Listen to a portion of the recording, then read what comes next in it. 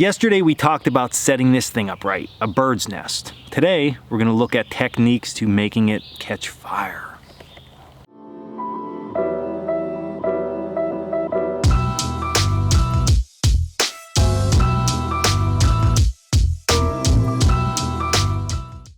So when we look at a bird's nest, the link is below if you actually want to see how we constructed this. But just a quick general overview, we have a small handheld fire lay. We have our large material, medium in the middle, and then our small size material on the top. Now it's important that once you get your ember, be it char cloth, friction fire ember, whatever kind of ember you're going to place in here, that you understand the process then forward. This is not where you want to lose your fire. If you put all the time and energy into this and you put an ember in here and it just burns through and doesn't work right, then you sort of wasted all that energy and you got to start over from step one. So we're going to go through, if we place an ember on here, some techniques and some tips and tricks for you to remember in order to get that to work.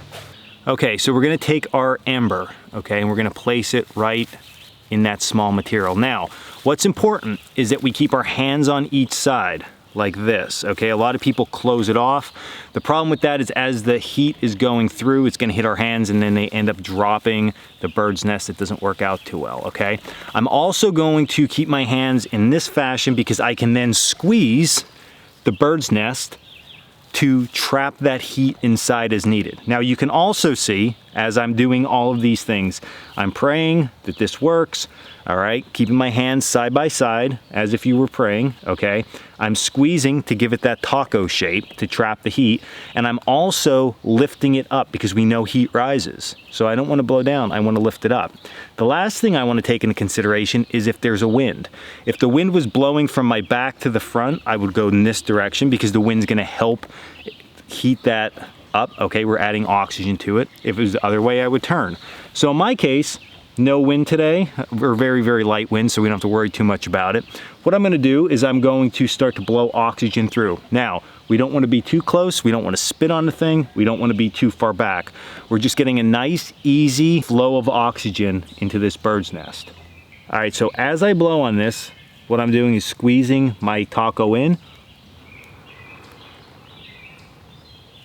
Watching my ember expand.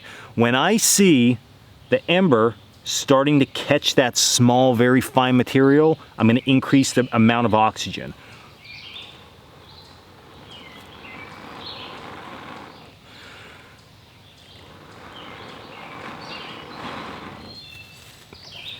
And then just like that, we have fire. Fire, fire, fire. Now, one mistake people make right away is they lay it down like this. Remember, we need to continue to fuel.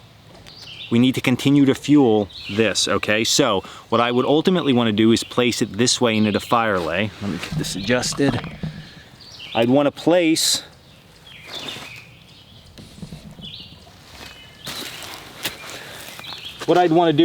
this down like that into the fire lay.